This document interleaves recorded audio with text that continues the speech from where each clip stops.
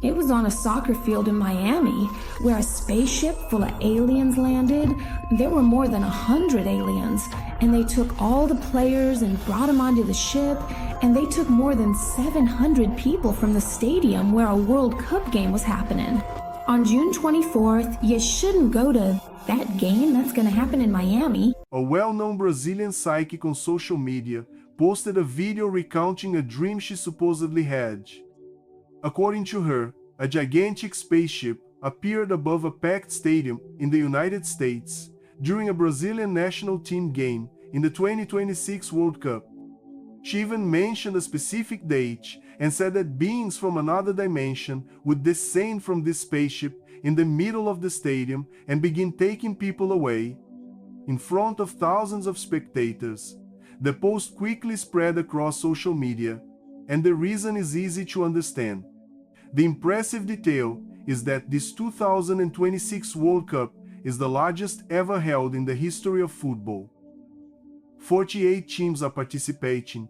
The games are taking place in 3 countries simultaneously: the United States, Canada, and Mexico, and a global audience is following everything through screens and social media in real time.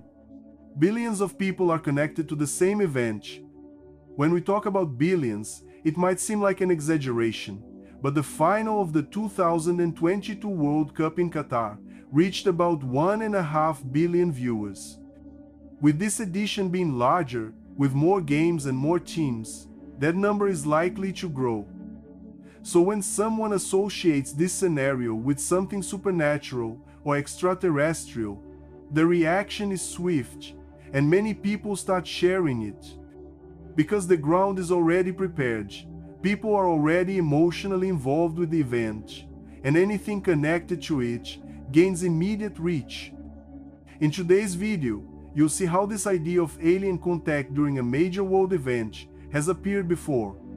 In ancient prophecies, in Hollywood movies, and even in a supposedly real case inside a football stadium in Italy in the 1950s. And after that, I'll show you something the Bible reveals about this topic that few people know or discuss. Because this subject goes far beyond mere curiosity about aliens. But before we continue, subscribe to the channel. I want to help you on your walk with God every day. Okay? So let's begin. When the topic of extraterrestrial contact comes up, one name often appears before all others: Baba Vanga, the Bulgarian seer known as the Nostradamus of the Balkans. She was born in 1911 and died in 1996. She lost her sight as a child, and throughout her life, gained fame for supposedly predicting future events. But there's a detail that few people know. Many of the predictions attributed to her were never officially recorded while she was alive. Much of what circulates today was compiled by followers decades later without verifiable documentation. In other words, it's very difficult to separate what she actually said from what was added later.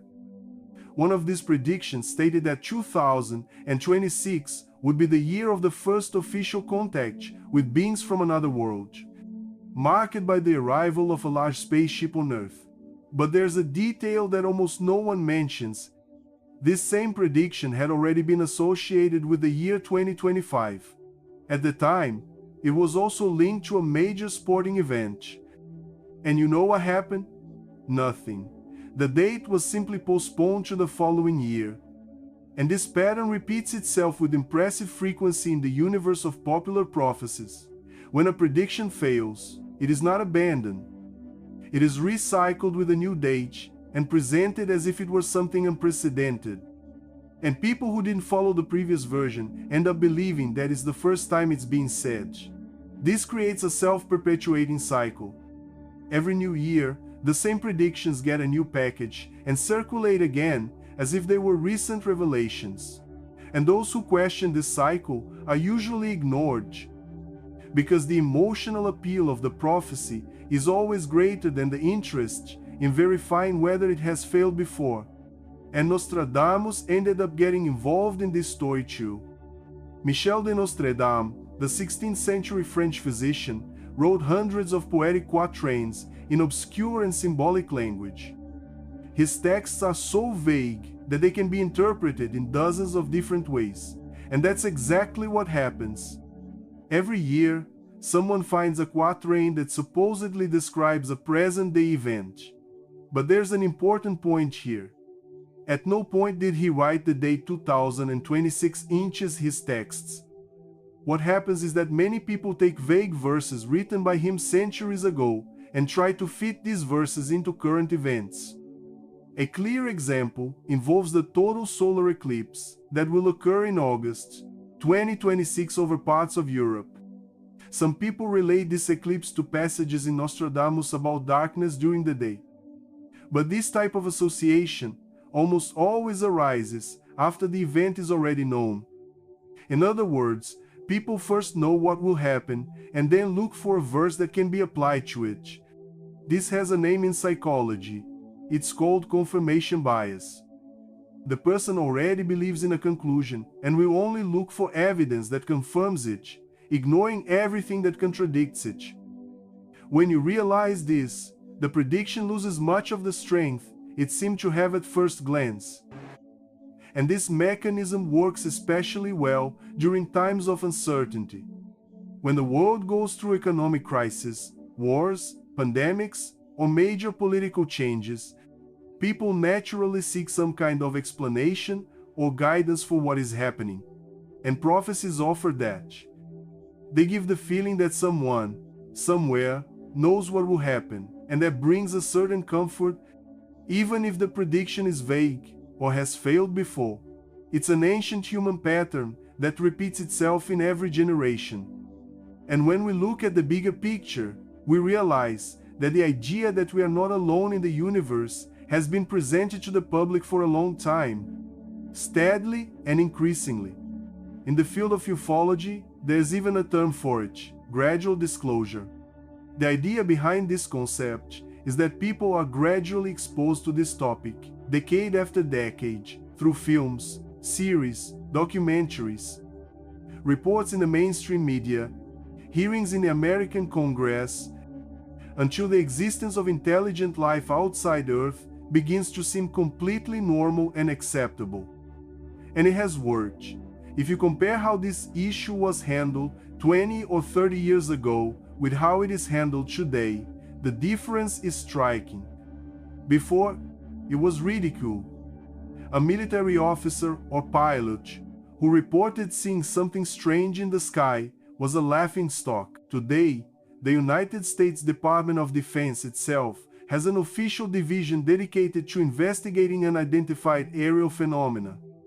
Hearings on the subject took place in the US Senate in 2023 and 2024, with testimonies from high-ranking military officers. This is a huge change in terms of how the issue is treated publicly.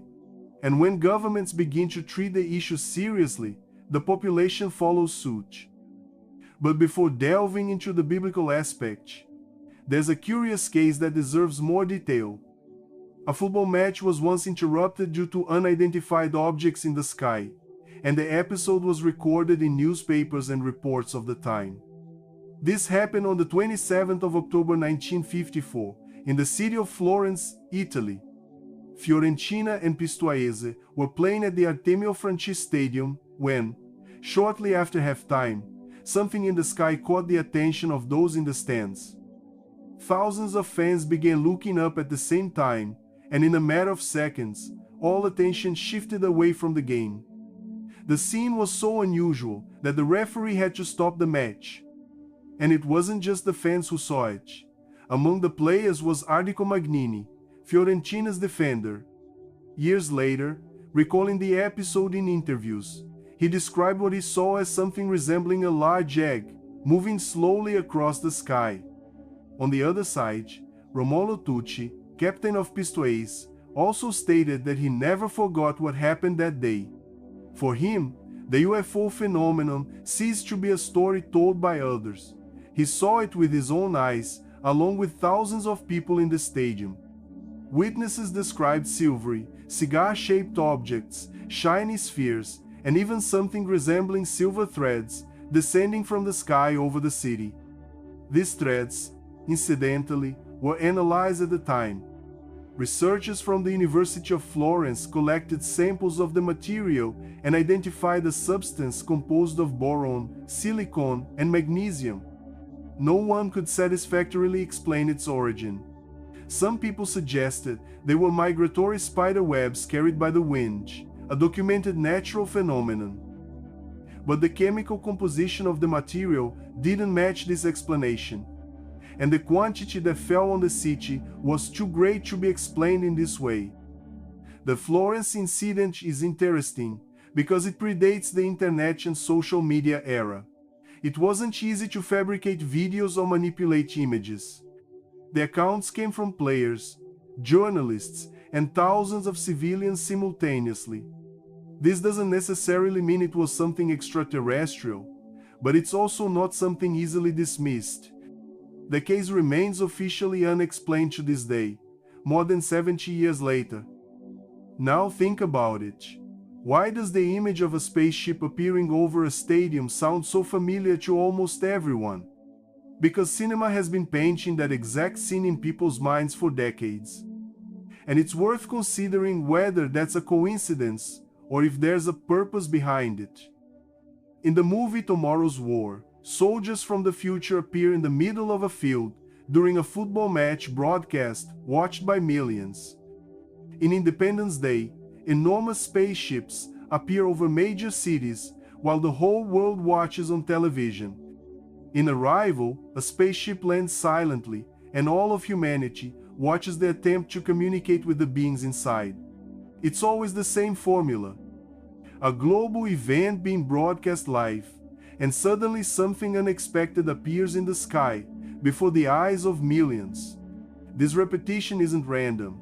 Hollywood repeats this type of scene because it works emotionally and because it creates a kind of familiarity with the idea. When you watch this scenario dozens of times throughout your life, it starts to seem almost inevitable, as if it were just a matter of time. And there's an interesting detail in all this. The most recent films on the subject tend to portray beings from outside as neutral or even benevolent. In the 80s and 90s, the pattern was invasion and war. Today, the tone is more one of curiosity and peaceful first contact. This narrative shift exactly follows the gradual disclosure process that ufologists describe. First, you present the subject as a threat to generate interest. Then, you soften the image to generate acceptance. And this is where I need to show you the part that no one in the secular media will comment on. For many Christians who study the Bible in depth, these apparitions and phenomena go far beyond the simplistic idea of visitors from another planet. From a biblical perspective, what may be behind this phenomena is something of a spiritual nature, specifically aimed at deceiving people and diverting attention from the truth. And when I speak of spiritual deception, I am not talking about something abstract or distant. I am talking about something that the Bible describes in detail and that is part of the enemy's plan for the end times. Daniel Mastral, a Brazilian author who passed away in 2024, spent years discussing this topic in his books and interviews. He had a particular perspective on the subject because he claimed to have lived within the occult before converting to Christianity. According to him, this process of deception never happens suddenly. People are prepared over decades through science, media, and entertainment. Films, series, documentaries, news, everything builds up a gradual acceptance, and when something is presented as a great revelation, many people will already be so familiar with the idea that they will accept it without questioning the origin of what they are seeing. Mastral's contribution to this discussion goes beyond mere opinion. He offered an account from someone who claimed to have seen the inner workings of the machine, and the logic of what he described is frighteningly consistent with what we have observed in the behavior of media and entertainment over the last few decades. I'm not saying that everything he said is verifiable. I am saying that the pattern he described, which is that of preparing the minds of the masses to accept something as truth, even before it happens, is a real and observable phenomenon. regardless of whether one agrees or disagrees with the spiritual explanation he gave. And Daniel Mastral was far from the only one pointing in that direction. In the 90s, a theory known as Project Bluebeam emerged, popularized by the Canadian Serge Monast. According to this theory, international organizations such as NASA, the UN, and governments of various countries were developing advanced technologies using satellites and projections in the sky to create apparitions that would appear religious or extraterrestrial. The goal would be to convince and control large crowds through fabricated visual experiences. Project Bluebeam has never been proven, and many consider it a conspiracy theory. I understand that position, and think the technical details of the theory are debatable.